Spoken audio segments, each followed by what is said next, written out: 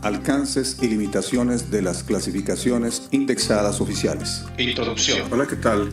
Es un gusto saludarles en esta ocasión que tenemos oportunidad de estar juntos. Quiero platicarles un poco de lo que será este documental. Fundamentalmente vamos a hablar de lo que significan dos manuales. El primero de los manuales es el DCM, en este caso la versión que tengo en mis manos es la versión 4. Sin embargo, abordaremos lo que ya existe en el mercado, que es el DM5. También quiero platicarles sobre el CIE-10. En este caso, tengo en mis manos el libro que corresponde a casos del CIE-10. Sin embargo, también hablaremos de lo que se espera pueda surgir en el CIE-11. Es bastante complicado poder definir la personalidad. Muchos autores han pasado toda su vida tratando de entender lo que significa la personalidad.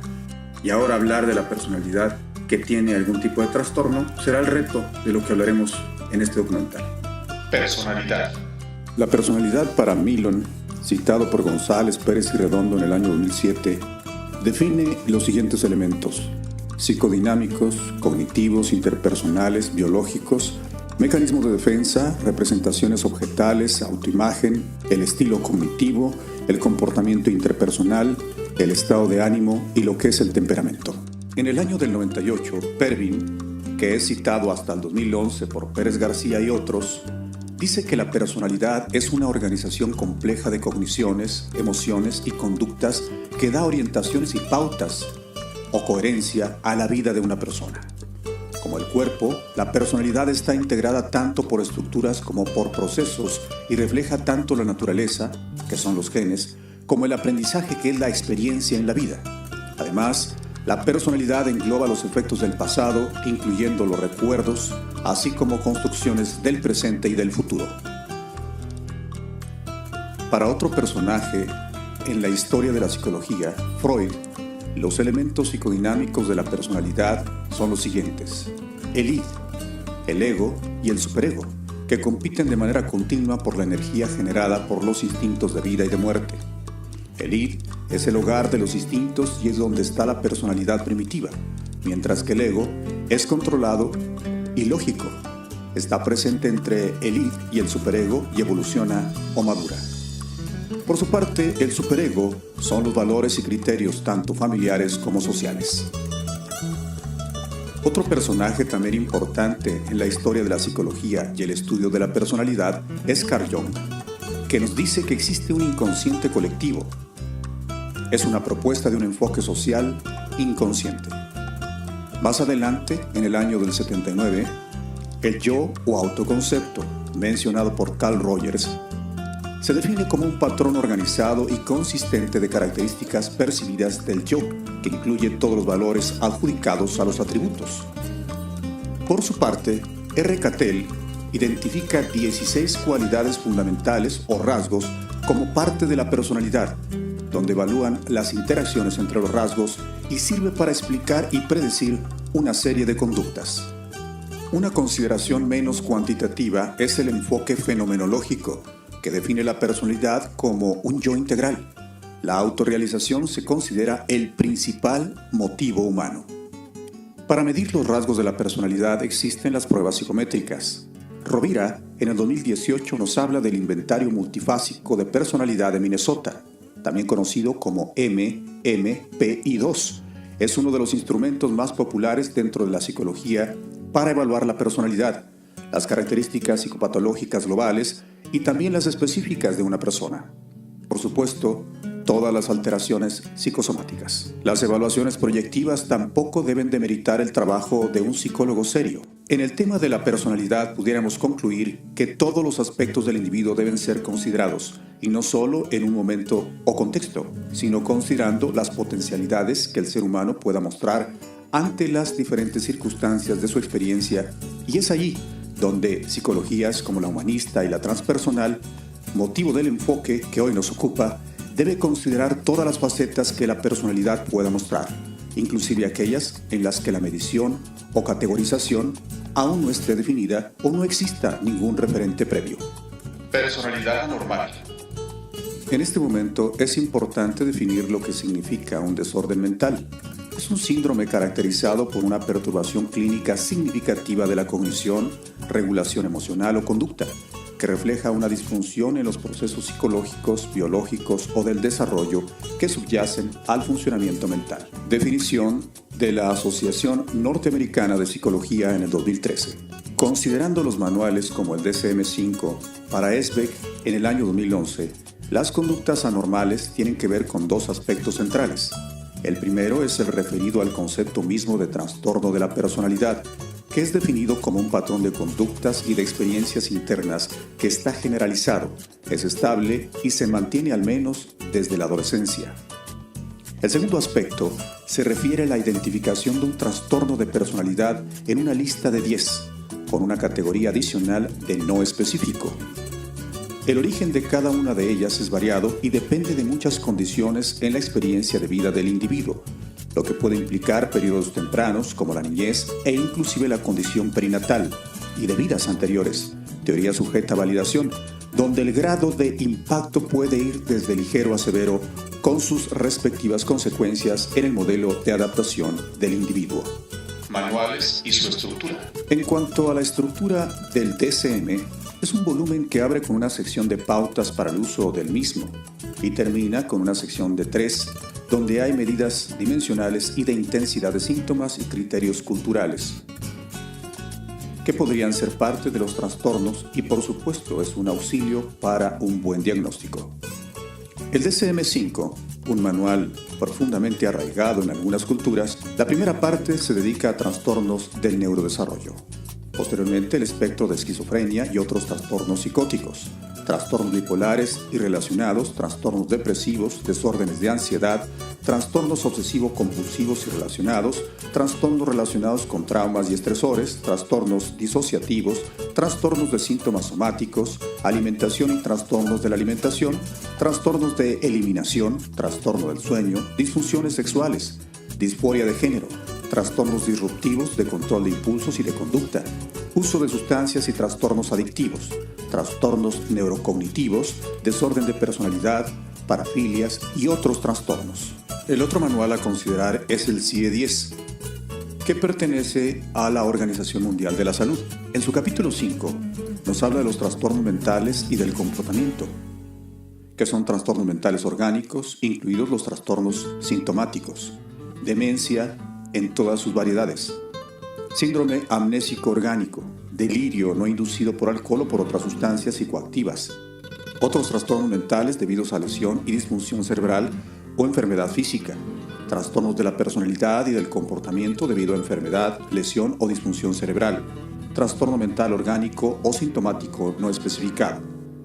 En cuanto a lo que tiene que ver con esquizofrenia, trastornos esquizotípicos y trastornos delirantes, por supuesto clasifica esquizofrenia y todo tipo de trastornos relacionados, otros trastornos psicóticos de origen orgánico, psicosis de origen orgánico no especificado. También podemos encontrar los trastornos del humor, que son afectivos. El episodio maníaco, trastorno afectivo bipolar, episodio depresivo, trastorno depresivo recurrente, trastornos del humor, los afectivos persistentes, otros trastornos del humor afectivos, trastorno del humor afectivo no especificado. En cuanto a los trastornos neuróticos, trastornos relacionados con el estrés y trastornos somatomorfos, trastornos fóbicos de ansiedad, otros trastornos de ansiedad, trastorno obsesivo-compulsivo, reacción al estrés grave y trastornos de adaptación, trastornos disociativos de conversión, trastornos somatomorfos, otros trastornos neuróticos, en lo que tiene que ver con síndromes del comportamiento asociados con alteraciones fisiológicas y factores físicos, los trastornos de la ingestión de alimentos, trastornos no orgánicos del sueño, disfunción sexual, trastornos mentales, que tienen que ver con el puerperio, no clasificados en otra parte, factores psicológicos y del comportamiento asociados con trastornos o enfermedades clasificados en otra parte, abuso de sustancias que no producen dependencia, síndromes de comportamiento asociado con alteraciones fisiológicas y factores físicos no especificados. En lo específico de los trastornos de la personalidad y del comportamiento en adultos, la clasificación incluye trastornos específicos de la personalidad, trastornos mixtos y otros trastornos de la personalidad, cambios perdurables de la personalidad no atribuibles a lesión o a alguna enfermedad cerebral, trastornos de los hábitos y de los impulsos, trastornos de la identidad de género, trastornos de la preferencia sexual, trastornos psicológicos y del comportamiento asociados con el desarrollo y con la orientación sexual, Otros trastornos de la personalidad y del comportamiento en adultos, trastornos de personalidad y comportamiento en adultos no especificados. En el renglón de retraso mental leve y hasta profundo, además de otros más retrasos mentales que podrían no estar especificados. En el apartado de trastornos del desarrollo psicológico se especifican todos los trastornos específicos del desarrollo del habla y del lenguaje, del desarrollo de habilidades escolares, de desarrollo de la función motriz, mixtos del desarrollo, generalizados del desarrollo y otros trastornos que tienen que ver con este mismo renglón. En el apartado de trastornos emocionales y del comportamiento que aparecen habitualmente en la niñez o en la adolescencia, los trastornos hipercinéticos, los de la conducta, los mixtos, que tienen que ver con conducta y emociones, los emocionales que comienzan en la niñez, del comportamiento social de comienzo específico en la niñez y en la adolescencia, los trastornos por tics y otros trastornos emocionales y del comportamiento que aparecen en estas etapas del desarrollo humano. Enfoque categórico y enfoque dimensional. El enfoque dimensional contra el enfoque categórico en psiquiatría. Los aspectos históricos y epistemológicos fueron tratados por Christian Vidakovich, donde da a conocer que el enfoque categórico es culpable de reduccionismo y un alejamiento de la realidad clínica. Las consecuencias de la utilización del enfoque dimensional no son tan claras hasta este momento. Los manuales tienen el enfoque categórico que utiliza el método tradicional que caracteriza toda empresa clasificatoria. Se trata de establecer las categorías precisas a propiedades claramente definidas, tratando de ubicar la presencia o la ausencia de una categoría. El enfoque sindrómico sería un claro ejemplo. Contrariamente, el enfoque dimensional procura medir las diferencias cuantitativas de un mismo sustrato, tratando de ordenar los síntomas según las diferentes consideraciones de intensidad. Por ejemplo, el espectrum bipolar. Crítica a los manuales. En lo particular para el DSM-4, una de las críticas va en el sentido de tender hacia la medicación, sobre todo en la conducta infantil, al incluir un desorden de alteraciones o desregulación debidas a un temple disruptivo, las crisis violentas en el llanto de los niños. También en el DSM-4, el desorden menor neurocognitivo ahora nos habla de los olvidos de las personas mayores y otro de déficit de atención de los adultos, que hará lo conducente en personas maduras. Hay una resistencia a la inclusión de un trastorno que se manifiesta en forma de grandes comilonas o atracones frecuentes. Por alguna razón, este tipo de situaciones no están presentes. También se echa de menos el diagnóstico por ejes que tenían los manuales anteriores. Ahora apareciera solamente una presentación de categorías. Mayor simplificación de diagnóstico pudiera ser que algunas condiciones de la historia clínica ya no estén siendo atendidas con la misma precisión y con ello se disminuya el valor de un estudio individual para diagnósticos posteriores. Otra de las notorias características, modificaciones del DSM-5, tiene que ver con los desórdenes de identificación de género. Ahora son llamados gender dysphoria, malestar relativo al género. En cuanto a retraso mental, ahora se llama intellectual disability. La demencia y la amnesia pasan a ser desórdenes neurocognitivos. Una de las grandes críticas tiene que ver con haber dejado el término de borderline personality disorder, cuando los que no están congruentes con este sistema de clasificación consideran que el término borderline es un estigma social que fue inadecuadamente incluido en el sistema clasificatorio. La personalidad para la transpersonalidad. Sin embargo, el concepto de personalidad para la perspectiva transpersonal, la personalidad no es, sin embargo, más que una faceta del sí mismo, de la identidad total, y es posible que ni siquiera sea una faceta central. La misma palabra transpersonal significa que traspasa o trasciende a la personalidad. Estar totalmente identificado con la propia personalidad puede ser una prueba de la existencia de alguna forma de psicopatología. Uno de los objetivos terapéuticos es alinear la personalidad para que funcione de manera adecuada. Estas ideas chocan frontalmente con la tesis comúnmente aceptada de que lo primero y principal en la vida es mejorar la personalidad. Conclusiones. Son sistemas de clasificación elaborados con un alto nivel de profesionalismo. Sin embargo, el DSM originalmente se desarrolló como un modelo estadounidense y respondía a otro tipo de necesidades, entre ellas las que las grandes compañías farmacéuticas han sembrado en la sociedad. Es indispensable saber que los fines producen resultados diversos. Una de las críticas sobre la clasificación del DSM-5 va en el sentido de una categorización redundante en los trastornos. Es importante recordar que el DSM es un recurso propuesto por una sociedad de psiquiatría y su naturaleza gira en torno a esa prioridad en el terreno de la salud mental.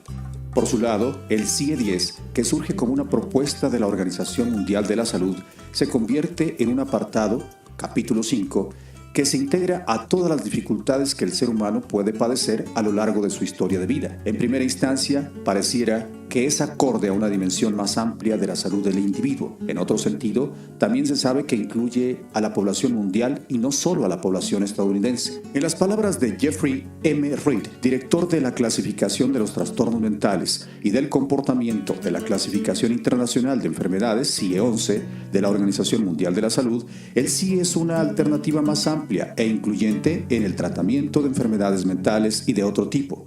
Por otro lado, la idea de que el DSM es más utilizado a nivel mundial, esto no pareciera ser cierto para el continente europeo, donde las normativas exigen la clasificación CIE como proceso de certificación. La normativa vigente incorpora la CIE como política de los profesionales de la salud mental. Lejos de pretender dar una tendencia a favor de un sistema de clasificación, lo más importante y recomendable será sacar lo mejor de ambas propuestas, pues debe ser una prioridad de un profesional de la salud que se diga serio en su desempeño de atención a las enfermedades mentales.